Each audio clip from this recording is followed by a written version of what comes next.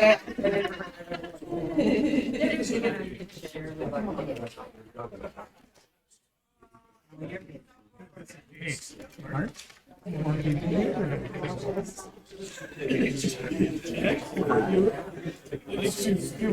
from AP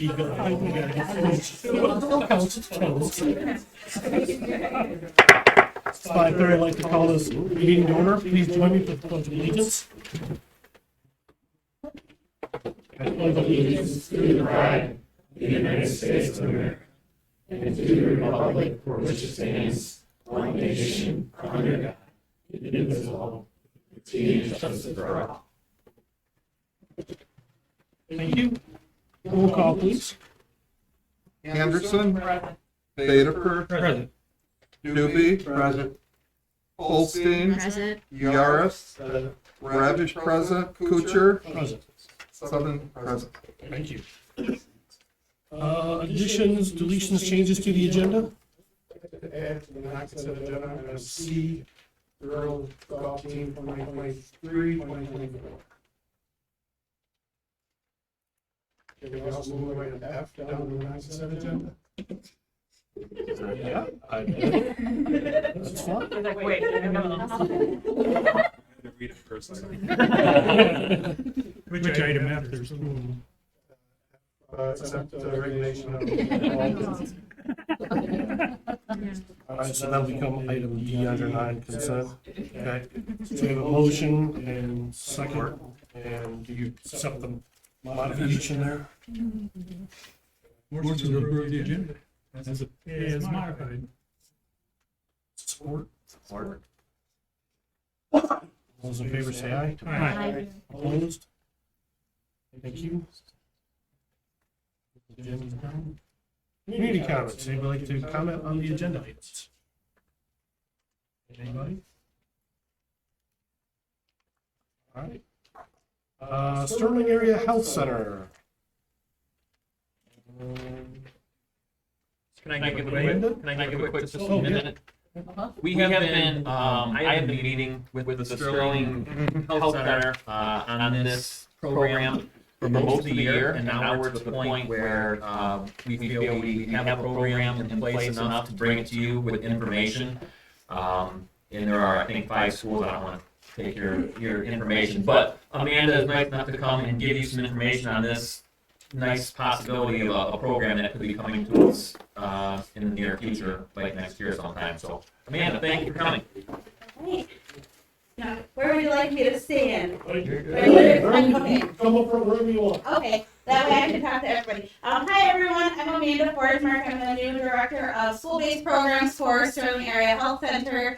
Like Andy said, we are implementing school-based health center programs. I haven't changed my vernacular because we just voted on it this morning in 5 of our school districts throughout the area. And so I'm just going to talk, kind of do a brief overview of what this program means for your district specifically, and then kind of a big picture of what we're looking at as far as implementation goes. So if we want to go to the next slide, and then there's a handout for the board.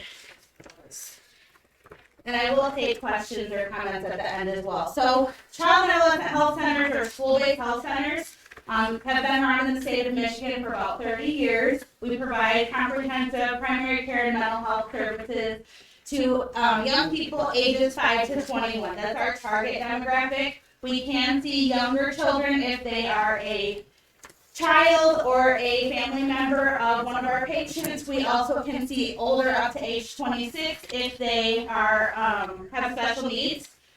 In our clinics, because they're all in rural areas, we are going to be able to see the entire family, but we will not be the primary care doctor for people outside of our scope, and I'll talk a little bit more about that in a little while. So the state provides funding to see ages 5 to 21 for, like I said, comprehensive primary care and behavioral health needs. So what does that mean, or what does that look like? Most of you received a handout. If you didn't, I have 4 lovely ladies in the back that are interning with me from Saginaw Valley. They can get you a handout, so if you don't have one, raise your hand.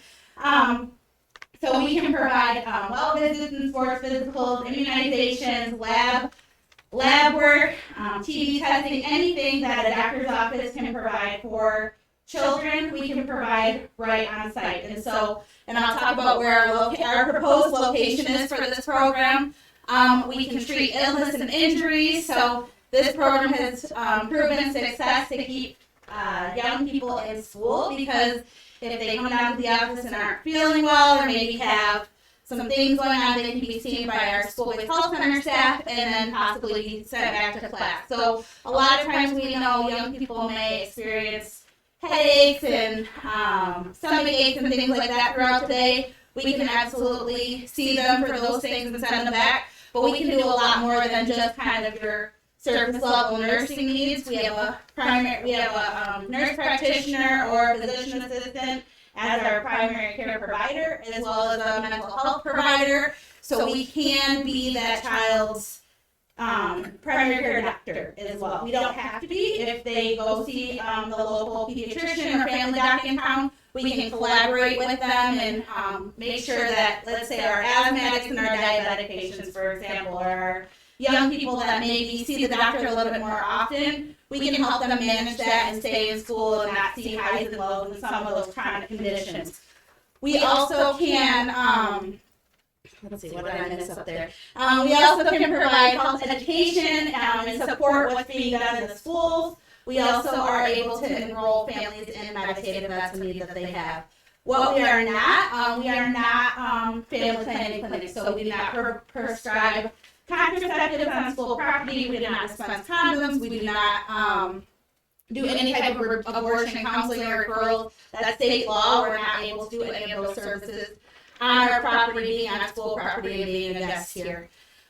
We are not school nurses, and I know you may say, what? You are school nurses? But what that basically means is that we do not keep children's medication. So typically, right now in schools, the front office staff will keep, inhalers and different types of medications that children have to take daily. That process will continue as normal. The proposed location that we are looking to put this clinic is actually what is occupied by the health department across the street.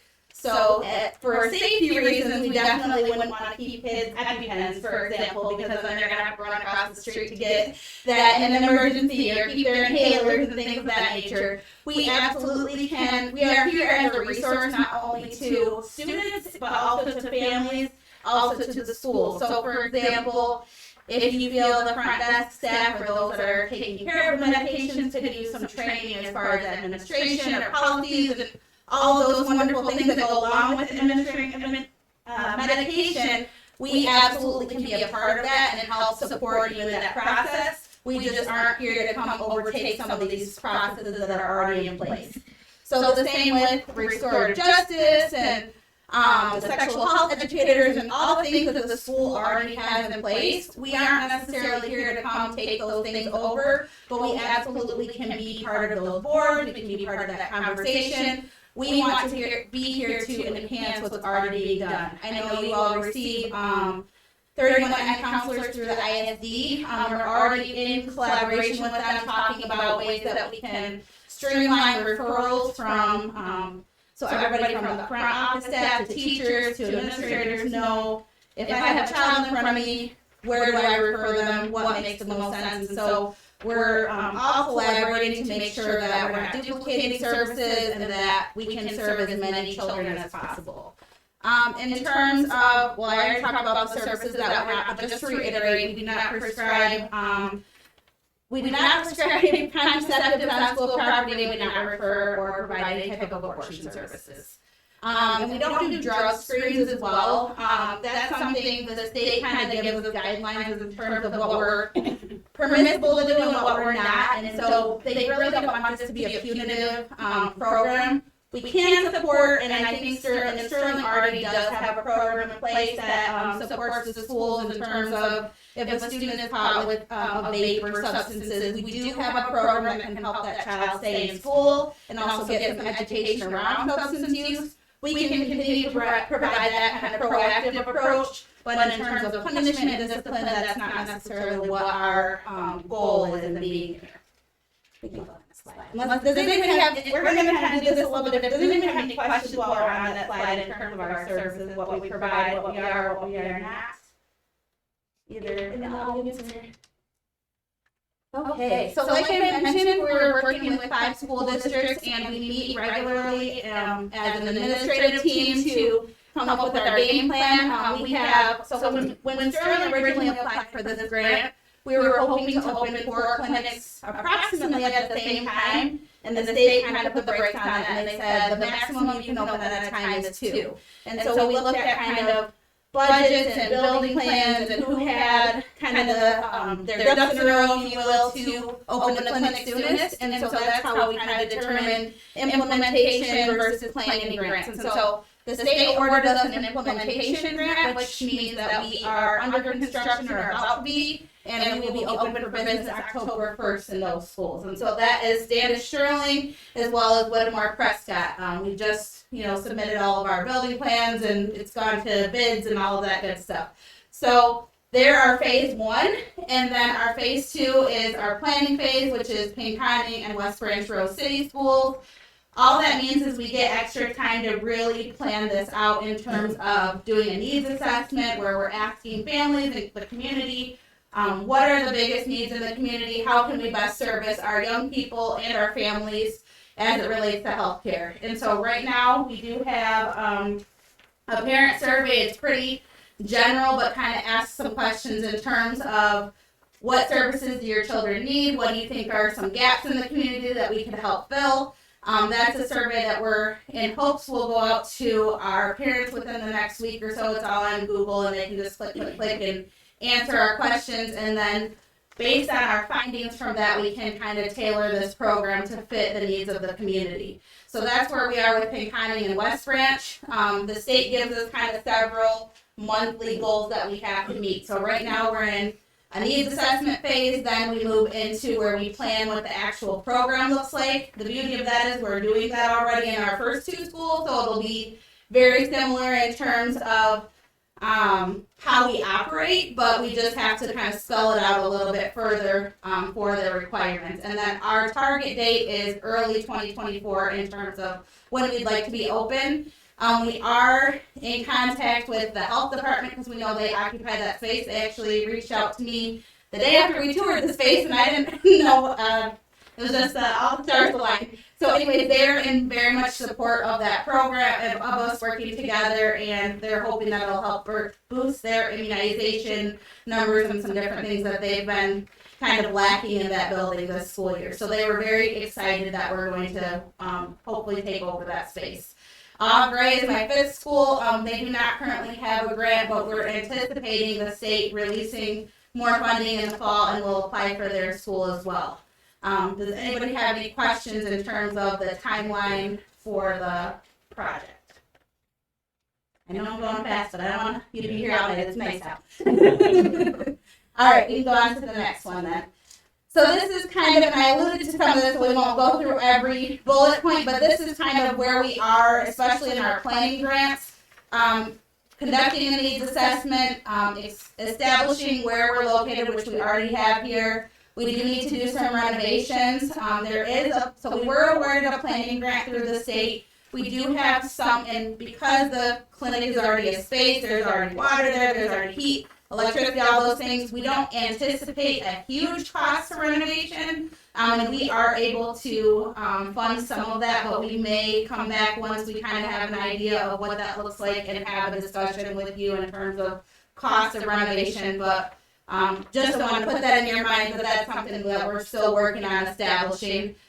We do have to, the grant requires us to have a youth and parent component. So we are required to have a parent advisory council or a community advisory council, because it's not just parents, but community agencies that service young people, that deal with healthcare, even clergy, anybody that's invested in young people in the community. And we're working on recruitment of that once our parent survey goes out. There is a line at the very bottom that asks parents if they'd like to be involved.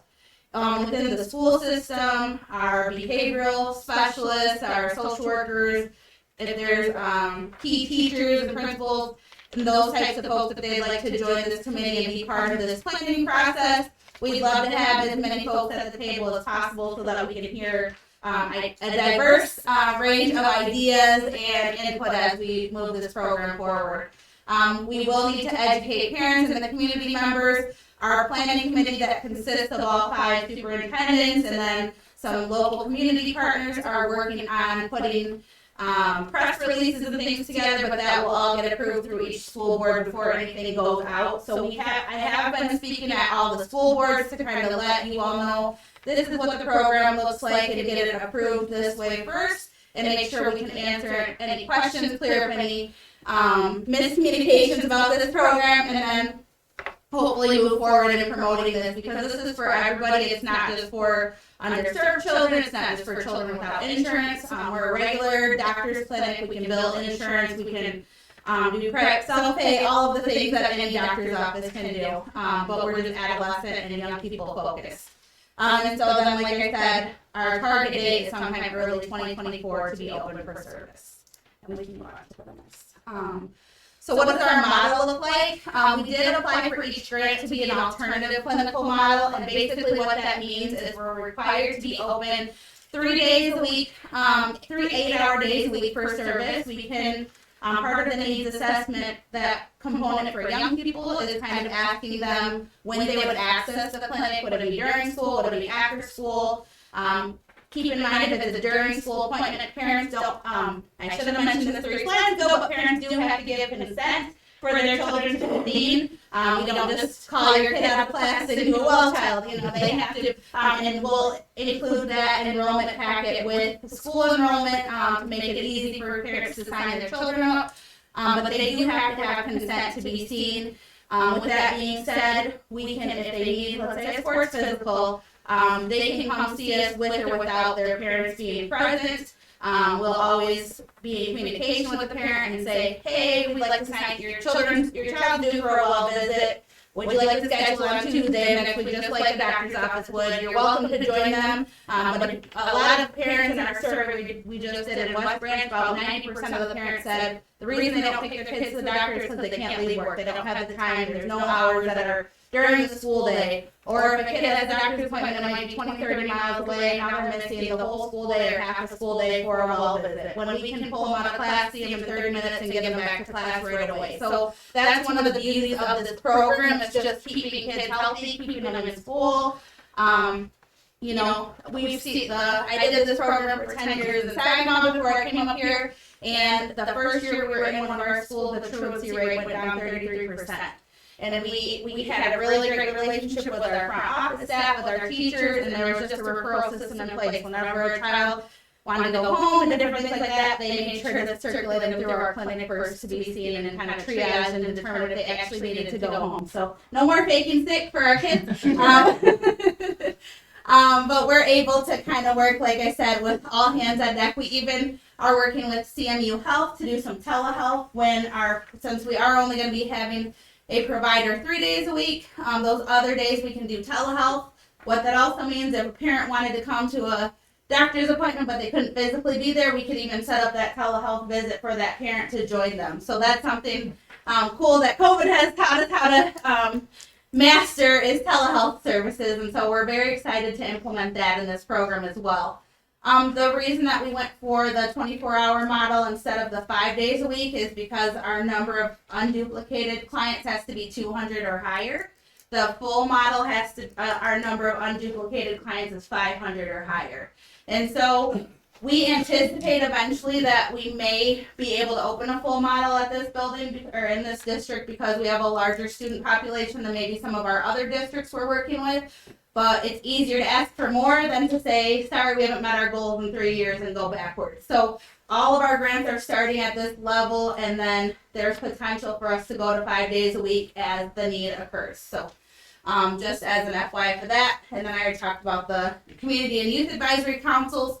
We are required to create focus areas, and so that is based on the MyFi survey that students take every other school year. We do have somebody that's going to be educating our superintendents and school administrators about the MyFi survey in terms of what data is shared and how and different things like that in coming months. But we do look at that survey as kind of a focal point. If we see a high number of kids say, have 10 hours of screen time a day or 8 hours of screen time, we may create programs that are about physical activity and getting up and moving and those types of things. And that's all driven by data that's collected in the MyFi survey. All right. If you're wondering how you can get involved, I alluded to this earlier, but you can join our Community Advisory Council. I know it's about to be summer. We don't have a schedule put out per se, but if you are interested, I do have business cards up here. You can email me and I'll let you know as we get this part started. You can complete this parent survey that will go out very soon. When it's time, you can register your child. Even if you have a primary care doc, we'd love to support them however we can.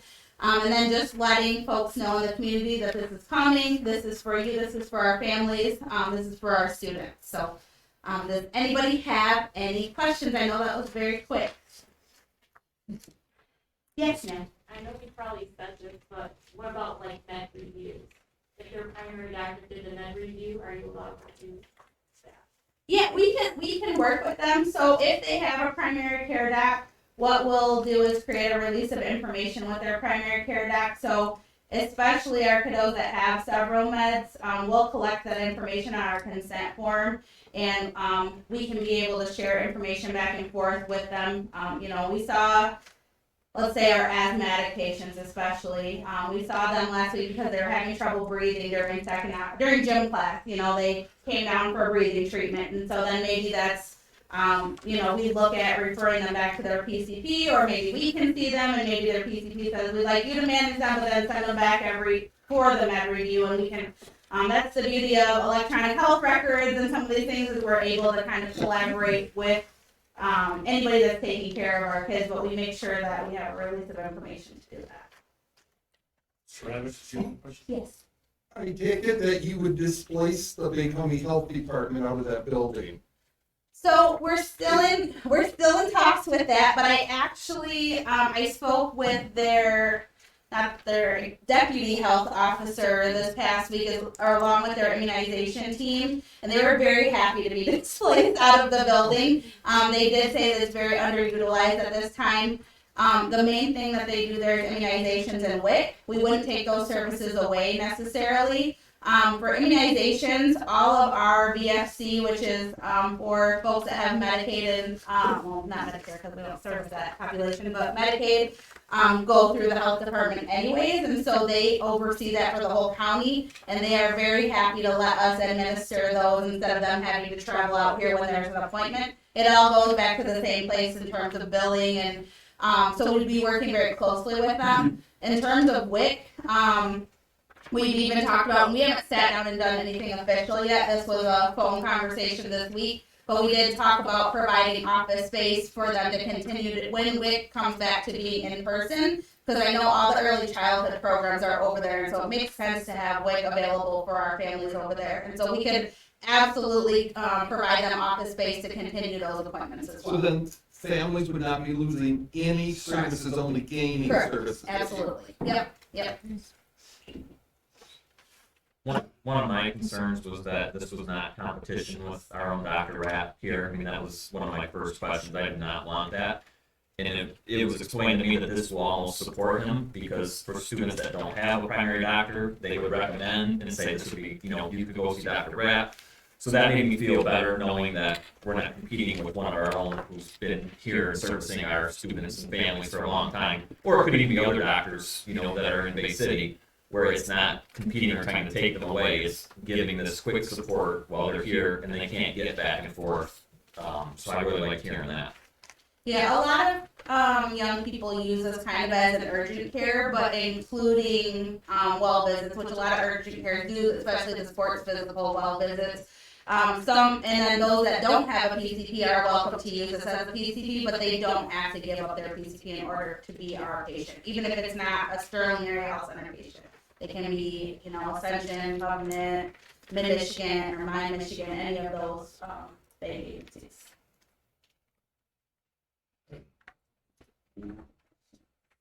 Thank you. Thank you so much. Thank you.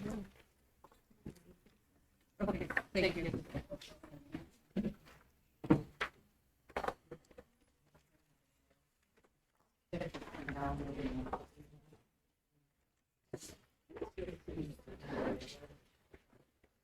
Spartan Spotlight, Mr. Dolchik? Yes. Mr. Rivera, can I have you come up here for a minute, please? He's shaking his head already.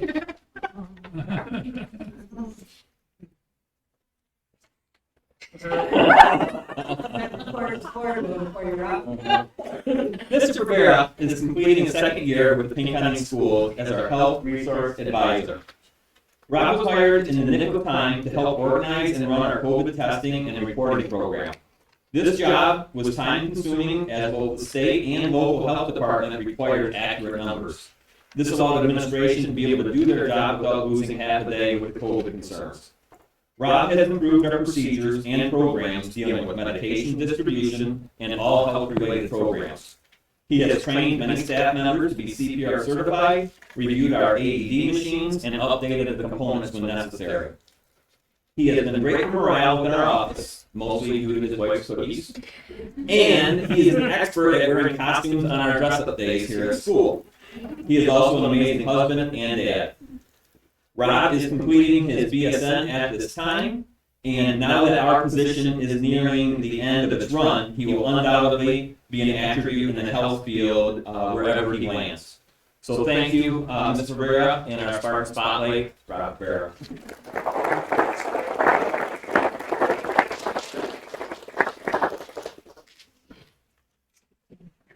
Would you like to present some of that fake work you've been getting? No? I'm sorry. He's been working hard on a report. They are trying to trick me. You figured it out? I told my wife before it came. All right. Well, they did a very good job of getting it in here, so thank you. Thank you. That was a very important position we had to get filled. It was nice to have somebody who could do the job as well as you did, so thank you very much. Consent agenda. Mr. Chairman, make a motion to approve the consent agenda and pay the bills totaling $733,406.64. A motion support. Any discussion? Just reminding people that we moved item F down to the non-consent. Roll call vote, please. Vederford, Yes. Anderson, Yes. Doobie, Yes. Holstein, Yes. Yaris, Yes. Rabish, yes, Kuchar, Yes. 7-0. Thank you. Motion carries. Mr. Kowalczyk, floor is yours. Thank you, Mr. President. A number of items to go through. The first one, we really did not have to cover. The road behind the Advancement Academy was brought up to us as helping support this financially, but I have learned today that that is not needed. There is a concern that we may need to talk about with adding a weight restriction to that road in the future, which could hinder our buses from traveling down it. So that's something we can look at or talk about in the future. Okay. Any questions about that? Or? Well, we can address it later. Okay. Keep the dialogue over with the city. Yeah. We will do that. I just have one question for them when you see them. Ask them if they're gonna keep their own dump trucks off there if she puts that kind of weight restriction on there, because they're doing it.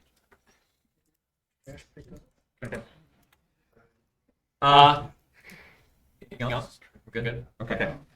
Kindergarten first day. I had a meeting with the kindergarten teacher last week and Mr. Sanford, and they brought up a unique procedure or program to me that at first I thought absolutely not, but then once I was explained, it made a little more sense. And that is not having our kindergartners start on the first day, having them start on the second day. And my first thought was all those pictures that moms and dads take on the first day with their brothers and sisters, all these things. But what they brought to me was that this is done in other elementary schools where that first day is more of a meet and greet with parents or an orientation day where the parents can come in and spend some time in the kindergarten classroom. Because right now we do the meet and greet throughout the whole building. What I've been told is most parents have 2 or 3 kids with them. They walk in, they see the kindergarten classroom, they walk to the next room. There's no real time spent with them. And they get there on the first day where it's chaos and parents everywhere on buses. They just thought that they liked what they've seen in some other programs where that day is spent a little bit longer with parents and with the kindergartners. They get a little more comfortable so that when they go there on the second day, which is less chaos, not saying there's none, but less, that it's just smoother. So I wanted to bring that to you in case you had some thoughts, because like I said, just reading that sounds like, oh, no, we want a mother on the first day, but I did like what I heard, and we'll look into it more. But if you had some direction, like the idea, don't like the idea, I'm okay with that as well. So. For the record, I had nothing to do with that. You do not. This is the first conversation. No, he does not. Would it be Linwood and Central that would start the second? I would think we would have to do that. I haven't talked to Linwood's kindergarten class. But yeah, we could do separate buildings. That would have to be the same building.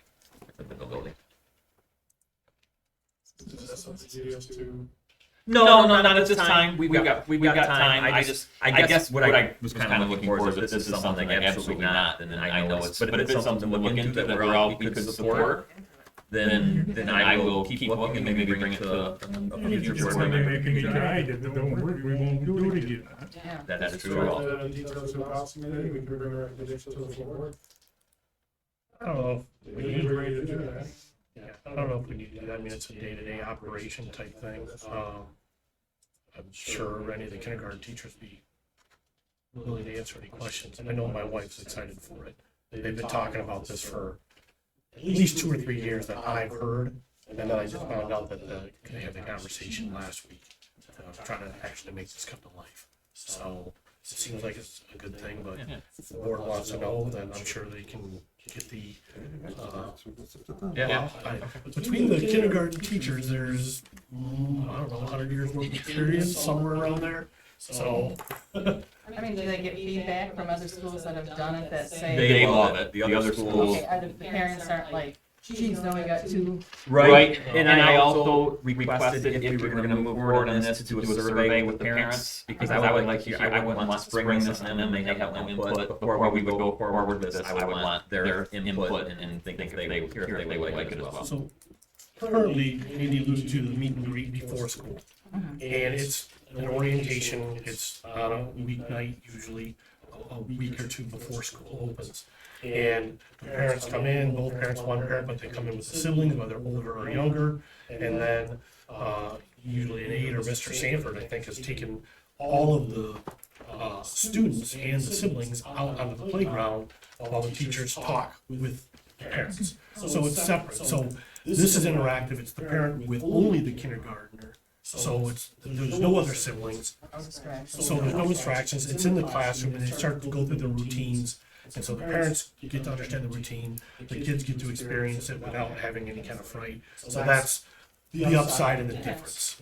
But I'm sure they'd be more than willing to meet with policy or get you information. And I would also talk to the teachers union about it too. I mean, I would, make sure that they're, so there's a lot of figures. Yeah. No. I mean, not as far as our like hours and days, because we meet all of our, we meet our requirements. Kindergartners are still gonna be here, so they count for attendance that day. And we're gonna have one-on-one volunteer. So I don't know if the parents need to get volunteer because they're just there with their kid, I'm not sure. We'll look into the. Helps the kids to police get manual. acclimated. Yeah. Yes. It's all about acclimation. So hopefully the next time I come, we'll have surveys from parents with more data, and maybe we'll look at it, see if there's anything else that we can do with it. Thank you. We have a meeting scheduled with SOVA tomorrow for our soccer field. This is maybe even the last board meeting I said we were gonna have it. It's maybe 2 or 3 weeks that they've been getting canceled. I know many of you pull in and you see the weed field that we have right now. It's been talked about, do we cut it? And I said no, because I want them to see the yellow plants that are growing, and if you cut it, it might look okay, because you don't see those as much. I want them to see the weeds tomorrow, and let us know what we need to do, because it's getting watered, and there is grass coming up, but it doesn't look anything like what we want right now. So that meeting will be happening tomorrow at 1 o'clock. Any questions or thoughts on that from you? I'm impressed that it looks as good as it does. School resource officer is next, number 4. I brought to you at the last school board meeting that we had a new option or a new offer from our city for the school resource officer, and at that time we talked about looking at other options as well. I did contact our county sheriff, and talked about some of the things that we could do if we went that route. And just to give you some of those, how it would benefit us is that they are all instructors of active shooters. They can be instructors and experts on AED machines, stop the bleed, and CPR as well. It would help us as they could go anywhere in our county. If we have a student issue currently with our city officer, if there's someone in front that has an issue, they can't do anything, they can't go out there where the county sheriff would be able to do that. We would join the selection process for the interviews. Like there may be 4 or 5 interviews that they say it's your resource officer, so you pick that person that you would like. We set the maximum minimum number of days or hours that we would like, but they do say obviously the full-time officer is best for us or best for getting an officer that's willing to be in that position, much like the city has said also. Flexible hours if needed, football games, dances, events. There is a range for the cost per year, and he said that range is due to what you select. If we would go be in the interview process and we select a rookie, they're going to be a lot less expensive than someone with 20 years experience. So there is flexibility in that where we are not 100% sure of that range, but they also have said that it's prorated, so we would only pay for the months that we are here or the time that we are here during the school time. And it would also be an option, since we already have the county with Linwood, that could be one position between the two. Many districts around us do that. Bangor John Glenn is the closest one on our border. They have one resource officer through the county, and he bounces around from the elementaries and their high school and the middle school. That's what they do. So that's something that would definitely bring down the cost because of that savings that we already have out there now. And he also said we are billed for the maximum, and then we get a rebate for what is not used at the end of the year. It's called a true up. And what he said was there's all kinds of stuff in there in case the car gets crashed, weapons, the gasoline for the car, because the car won't go traveling much. So they bill for the max in amount of that, and at the end of the year, if they didn't crash a car and need us to buy a new one, which he said we've never charged anyone for a car that we have insurance for that, but it's still in there just in case there's something that happens. So then that comes back to us. So I haven't done anything with it yet before I came to you, but I think it may be worth getting a quote to see what we would actually have for all these things for the number of years to work closer with them.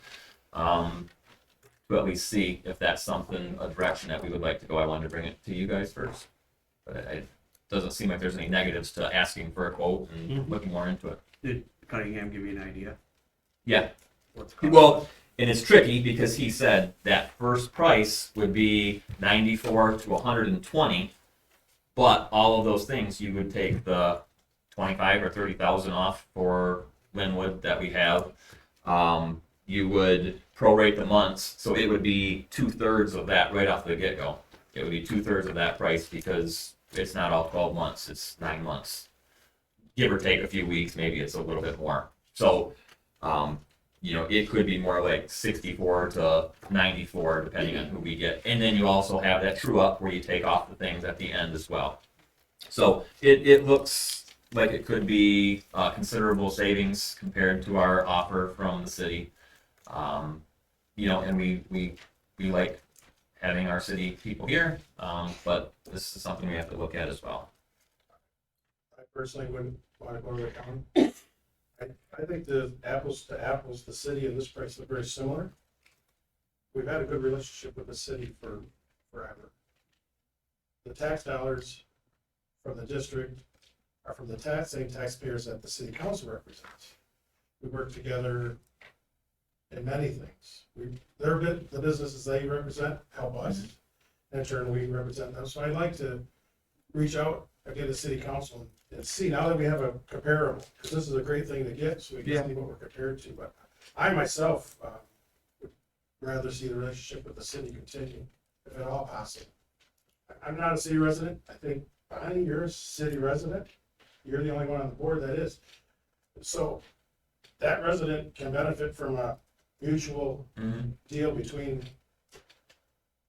two entities. I mean, we have the same goal in mind. So I'd like to go back to city council and see if we can firm up that deal. There's some problems in it that we can't meet right now, but I think if we negotiate, we should be able to get there. Keep it in mind, the spirit of where we've been and where we're going. I agree. Want to keep that relationship alive. Any other thoughts? And then commencements, I know is coming up, June 1st at 6 o'clock outside, weather permitting. That's always a cross your fingers type thing. And so we're excited to have our seniors get ready for their big day. They finished up on last week, Friday, and so that's it. I did want to bring up the congratulations to our 4 retirees also. Ms. Solgett, Ms. Coggins, Mr. Norgan, and Mr. Keenan. I know it was in our board packet, but I just wanted to make sure and let them know how thankful we are for their many years of service and the great experiences they've given to our students. So we appreciate that. And also in your packet, I think we added, we did pick up our 2% grants from the Saginaw Chippewa Indian Tribe today. We totaled $68,266 in grants today that we received. So it's we can't thank them enough, and we always enjoy going there and talking to them as we receive our money. So thank you to them. Yeah, they've been a great partner with us. We've been able to do a lot for our kids, and they do a lot for the community, and really thankful them for doing this. So Any questions for Mr. Walker? All right, student representative report. Great. Hello. For the Pinconning bands, the spring band concert and awards night will be held on Thursday, May 25th at 7 p.m. in the middle school gym. All community members are invited to come out to celebrate our talented musicians in the final concert of the school year. Preparations for the 2023-24 marching season are underway. The halftime show theme will be a tribute to the Jackson 5, including the following selections: I Want You Back, I'll Be There, and ABC. Pre-camp will take place from June 6th through 8th. The drama club presentation of Grease was a huge success. Our talented students presented 4 performances before large crowds of family, friends, and community members. The drama club would like to offer a sincere thank you to local businesses and volunteers for the donations of time, money, and material goods, which made the play a success. Graduation rehearsal will take place on Thursday, June 1st at noon on the football field. All graduating seniors who plan on walking at graduation must attend the rehearsal. Graduation ceremonies will take place on Thursday, June 1st at 6:30 p.m. on the football field. All interested parties are invited to come and celebrate the class of 2023. The keynote speaker for graduation will be high school teacher Scott Morgan, who was chosen by the graduates in Bowie Hill earlier this month. A small group of students from Spanish 2 and AP Bio had the opportunity to visit the campus of the University of Michigan on May 15th. They did activities in Spanish at the Language Resource Center, took a campus tour, ate at an authentic Cuban restaurant, and visited the University of Michigan Museum of Natural Histories. The girls' varsity soccer team will be hosting the first game of districts on Thursday, May 25th against Sacred Heart Academy. Game time is set for 4:30 p.m. Fans are encouraged to come out and support our Spartans. And Tess Cathedral and Carson Parks both qualified for states in the long jump. Thank you. The Grease production was very well done. You did a fantastic job. This was scarier. Thank you, Trader. Reports from administrative staff. This Thursday at Linwood, we have our Memorial Day program at 1:15. Students have been practicing their patriotic songs, and everyone's invited to attend. And then just a quick side note, the kindergarten first day discussion is the first I have heard of it, and my kindergarten teachers too, so maybe a little more discussion needs to be had before we bring it to the board. Thank you. Any others? Yeah, just a couple things to note for last week. Senior awards last week. We invited the whole class. It was a great event. Mr. Stonebeck, he doesn't like to get a lot of the praise, but man, he really knocked it out of the park. Little things that he was working on and that he did to make the event special was really amazing to see. So really thankful for him to step up and do that. Graduation, as Trinity says, at 6:30, June 1st, on the football field. Of course, weather pending. And then, what else was there? Oh yeah, so as Trinity said, Mr. Norton was selected by the senior class. And that was something that I kind of stole from the Wausau Public Schools when I went a few years ago to view their graduation ceremony. They voted, the senior class voted on a teacher. I just think it's a really cool thing to start, and Mr. Norton was extremely honored by the gesture, so I think that's something that we're going to continue to do in these times. Thank you. Anybody else? We have baseball districts Friday at Standish. Did you say that? I don't know if you said that. Okay. So that's at Standish, I think that's at 4 o'clock. That's at Meridian against Meridian, at Meridian against Standish. Big brain. 5 o'clock. 5 o'clock. Thank you, I Joe. need 5 of having kids. So the pre-retirement. Numbers are matching. Anybody else? Do we have any board meetings, do we? Okay. All right, non-consent agenda. Move to adopt the resolution to designate Tom Bader for Pinconning School representative and Mr. Kuchar as alternate representative to vote at the June 5th PASD election at 6 o'clock. Support. Motion and support. Any discussion? All those in favor say aye. Aye. Opposed? Thank you. Motion carries. Item B, the commencement dress code. I'll move. Yeah. So I'm gonna move to approve. Sorry. Where an honor board at commencement that was presented to her from Wyandotte Roosevelt High School. Motion support. Any discussion? Yes, clarification on this is, we normally don't allow, outside honors as the Eagle Scouts, for example, or churches, that may give awards, but we do recognize other schools. That's still part of the school. Right.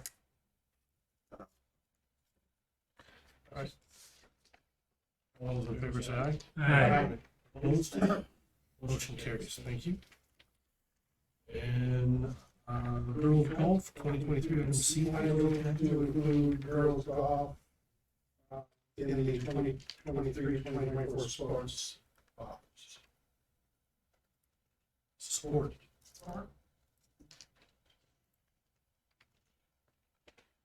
Yeah. Discussion? Why are we doing it now? Has it not Because been in the past? the girl has never been, and so they're having a hard time with enrollment if it's up in the air. Whether We need to commit so they can commit. Okay. I've heard that there's 5, 6 committed Yeah, at this there's, point, but I wanna say 5 for sure, 6 close, 7 close. yeah, it all depends on they're like, are they gonna have it or not? And so they gotta make their decisions.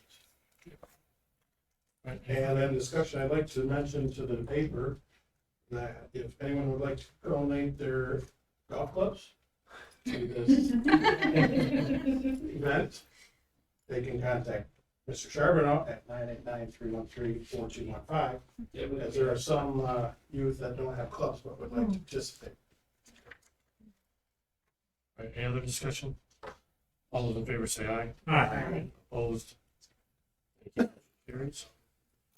And now the elephant in the room, Mike McGee. I move to accept the resignation of Dalton, assistant principal and athletic director. We have a motion and reluctant support. Any discussion? I wonder if we should consider splitting that up when we posted again, and maybe someone would consider taking that position that had lesser duties. If it was just to be a high school principal, or, I mean, high school assistant. And we did talk at the beginning of the year in August about what do we do? Do we want to keep it? Do we want? It was like maybe my first board meeting. I think that we decided to give it a try for the year and see. So it may be time, or at least worth looking into of finding an option, maybe to split that up. We were very fortunate this year to find someone that could do both jobs so well. But I think in the long run, we need to consider splitting that up. So we keep them. That may be worth having a committee meeting in the next couple of weeks for the next board meeting to talk about. I'll bring options and talk to some administrators and see. So I'll bring that to you. Dalton, you wanna hold off on that until?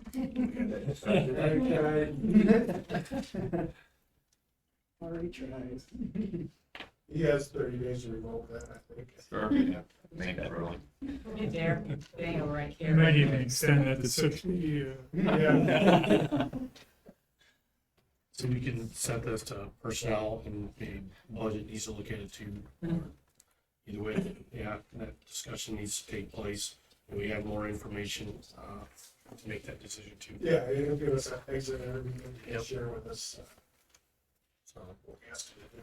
I appreciate your efforts. Heard a lot of good things. You know, worked hard, so appreciate what you did for us, and wish you luck. But with that, all those in favor, Are we say going to vote on his resignation? Yeah. Oh, that's like Mitch.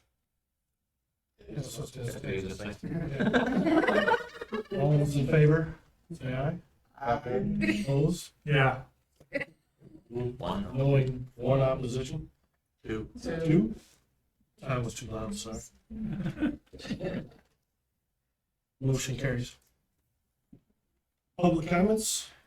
Anybody like to address the board? And any items, not agenda, other items? No? Move to adjourn. We have discussion items. That's. All right. We have a motion and. It's quick. That's on it. Are you gonna talk about did she already make the support? Well, that's okay. Are you gonna talk Maybe I about- didn't hear it again. I didn't hear it. I didn't hear it. He wasn't No, I don't have support. He wasn't Do intimidated. you want to start off? I just wanted to thank them for inviting us. Yeah. I think we need to consider their goal and how our goals can align before we continue going forward with them, because I see some overlap with what we're currently doing in the district, with what their group is trying to do. I This is think referring to the parent meeting they held last They brought up a lot Tuesday. of- Thank you, because I'm like, I don't know what Yeah. she's talking about. So Ms. Bauer normally speaks, had a parent meeting and invited us to it. And not all of us can meet, otherwise the quorum and we violate law, so, but Mr. Young and myself attended. They brought us some fine observations. I think a lot of it's already been covered through the high school committee. So, I mean, we put together, Mark put together a report for Andy to consider, and that's welcome to anybody. Yep. That I would like to see. I'll share it with observations from that night. the staff, and it's just kind of minutes on what they discussed. We talked very little, you know, it was 2 hours, 2+, yeah. 2+, and I think I spoke on about 3 different items, and you one maybe, and but we were there more to observe, and they were very cordial with us. It was nice.